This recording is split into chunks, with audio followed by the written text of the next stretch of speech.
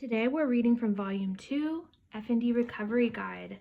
We're reading about neuroplasticity and healing, how small changes started shifting my symptoms. Neuroplasticity, the brain's healing power. For years, I watched my husband struggle with PTSD and addiction recovery, desperately searching for ways to support his healing. In that process, I came across the concept of neuroplasticity, the idea that the brain can rewire itself and recover. At the time, I had no idea that this same concept would later become the cornerstone of my own healing journey. Back then, I was healthy, and neuroplasticity seemed like an exciting breakthrough that could change lives for people facing trauma or addiction. What I never imagined was how vital this knowledge would be when I began facing the overwhelming symptoms of functional neurological disorder. What we learn or give in service to others often circles back to help us in return. That is a spiritual truth worth reflecting on. How many times have you done something little around the house to benefit the next person? Like changing the toilet paper, but you turned out to be the next person and had really just been helping future you. Yeah. That's what happened to me with learning about neuroplasticity, but in a much larger way. When my own symptoms appeared, such as tremors, difficulty walking, and cognitive fog, I didn't feel hopeless. I always knew I could get better because of neuroplasticity. I knew my brain could heal itself. I wasn't trapped in the same hopeless mental space as many others with FND who are told by doctors there is no cure. All I had to do was apply what I knew to my own situation. The old belief, our brains were fixed. For much of medical history, people were told that the brain was a rigid organ, set in stone and unchanging. We were believed to be born with a fixed number of brain cells, and once those cells died through injury, trauma, or drug use, that was the end. There would be no replacement and no rewiring. This belief probably left many feeling trapped and hopeless. If the brain couldn't heal itself, then recovery seemed impossible. Why even bother trying? But that was before we understood that the brain has a remarkable ability to reshape itself. Thanks to cutting-edge research, we now know that our brains are not static. They have the ability to change and adapt throughout our lives. As we already discussed, this concept is known as neuroplasticity, the brain's ability to reorganize itself by forming new neural connections. It is the foundation of healing. Dr. Carolyn Leaf and the Power of Thought. One of the pioneers who helped bring neuroplasticity into modern understanding is Dr. Carolyn Leaf, a cognitive neuroscientist and author of Switch on Your Brain, The Key to Peak Happiness, Thinking, and Health. In her work, Dr. Leaf emphasizes that our minds are not simply byproducts of our brains. She describes them as separate and spiritual, capable of influencing the brain's structure and function in profound ways. In other words, the thoughts we think are not fleeting or insignificant. They are real and they have power. Dr. Leaf's research shows that our thoughts can physically change the brain. When we think positive healing thoughts, we strengthen the neural pathways that support health. When we think negative, toxic thoughts, we reinforce pathways that keep us stuck in dysfunction. Through neuroplasticity, the brain's very structure begins to mirror the way we think. As Dr. Leaf explains, you change your thoughts, you change your brain.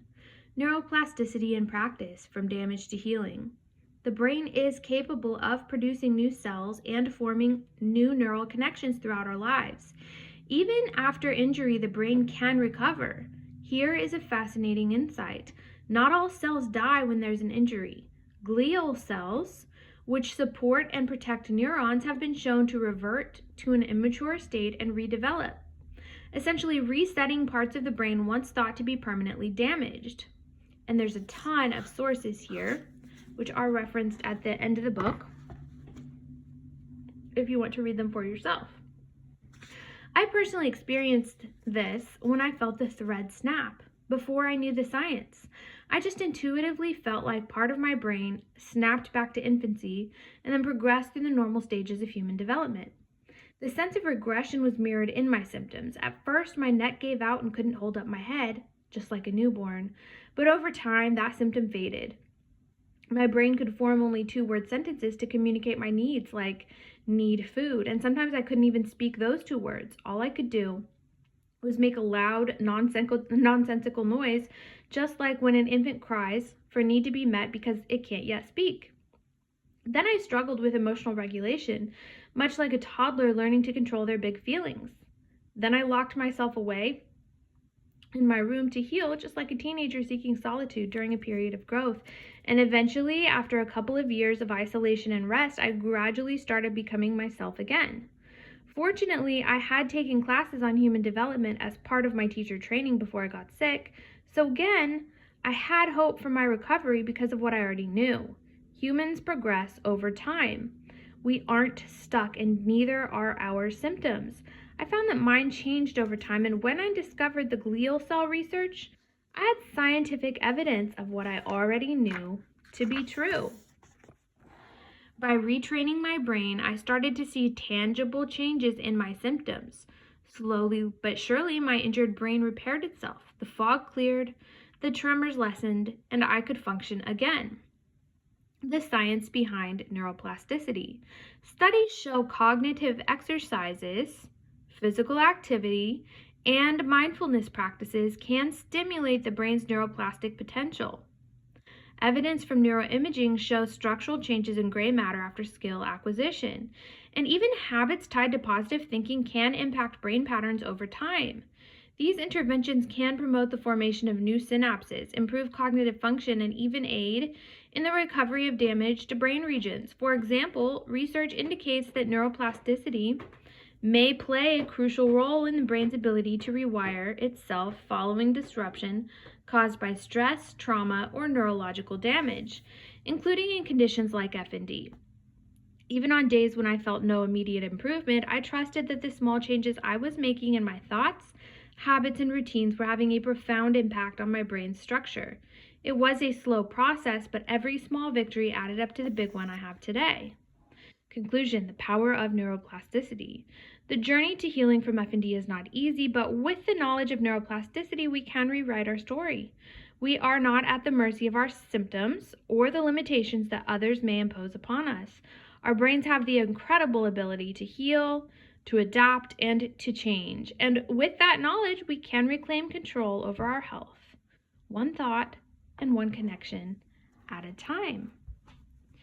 And this was from FND Recovery Guide, Volume 2 by Alyssa Black. It is available on Amazon all over the world, along with Volume 1. And we will be coming out with workbooks and courses to help teach it in a simple way. And there's a ton of science throughout the book, 725 sources in all, and most of them are peer-reviewed research. We do cite a few Bible verses along the way, but most everything, almost all of it, is peer-reviewed research. You can see just how many sources, that was a lot of sources in this book, and there's a lot in book 1. So I hope that you guys enjoy.